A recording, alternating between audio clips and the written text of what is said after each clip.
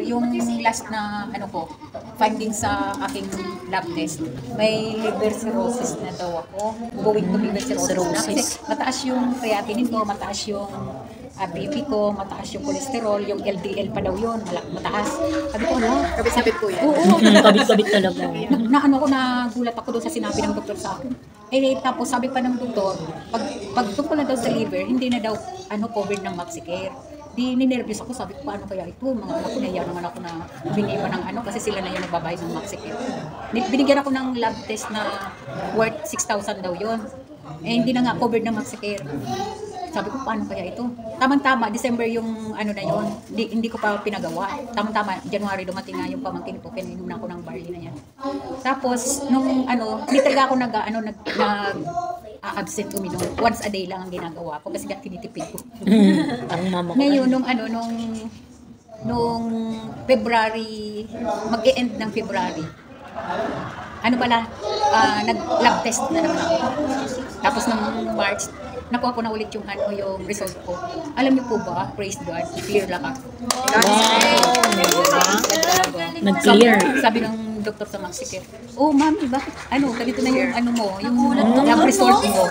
One sachet lang per day. Hindi ko po alam. Dok, talagang na yan? Yung normal na ba? Hindi pa naniwala, no? Kasi siyempre hindi ko alam kung ano yung mga reading lab test na yun. Opo, mami, ito merong napakatiting lang cholesterol. Pero hindi na to nakakatakot.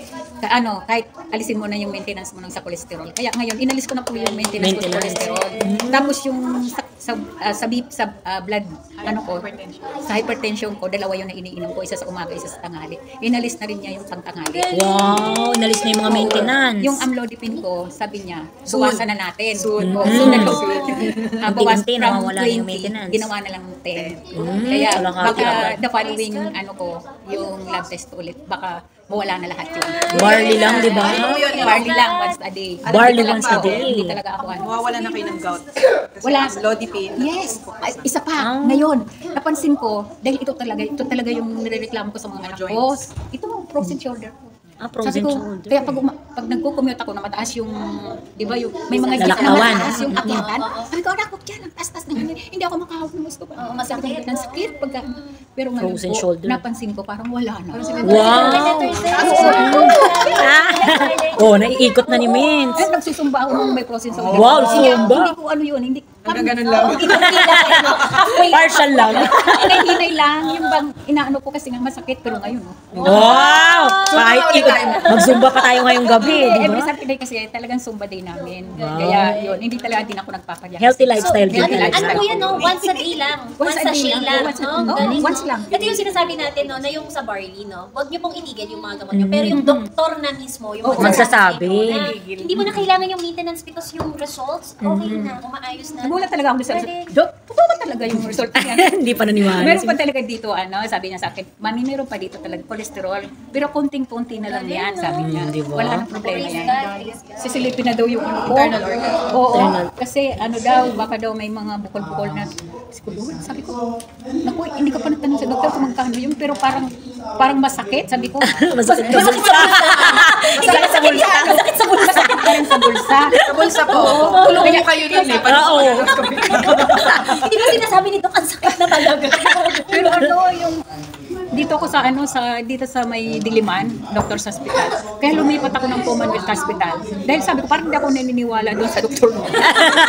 May ganun Hindi naniniwala. Doon, yun na naman, pinag-aaralan na naman. Yun ang nagsabi sa akin, may na po, yung going to liver cirrhosis na po kayo.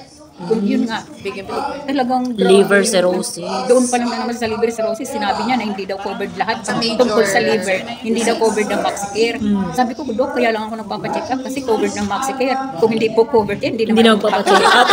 Kasi gastos eh. Paano na po yun kung hindi i-covered ng MaxiCare yung liver ko? Baka mamaya mas lalong lumala na yun. Mas masakit sa bulsa, no? Kaya andito pa nga yung lab na ipapagawa sa akin ng doktor na hindi ko ginawa kasi worth 6,000. Nahiya ako sa mga kong hingi. Pero dahil sa barley. Pero dahil sa barley, ngayon hindi na yung wala nang fighting sa akin. Wow!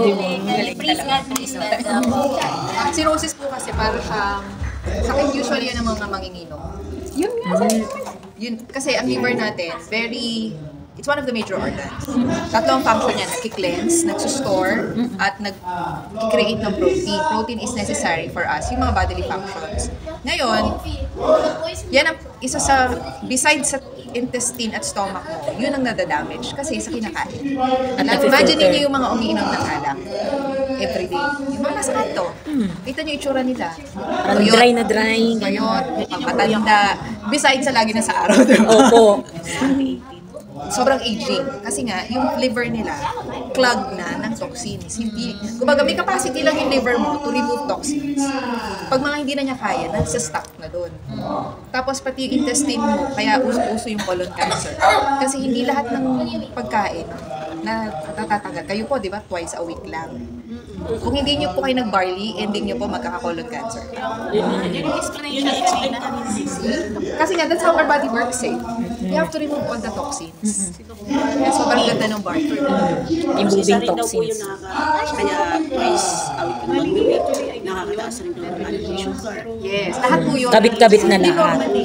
Sabi ko kasi kung meron man chikadora at marites sa atin, mga katawan natin, mga Ganun organs din. natin. Nagkakaroon na ng acid reflux. Meron Lahat, Ano na halo. po yun eh, kabit-kabit na. Yung, nagparites na yung liver mo, minarites na yung intestine mo, minarites na yung ano mo, yung stomach mo. deliver din ako. Thank you. Wag basta barley. Dapat, I am amazing pure organic barley.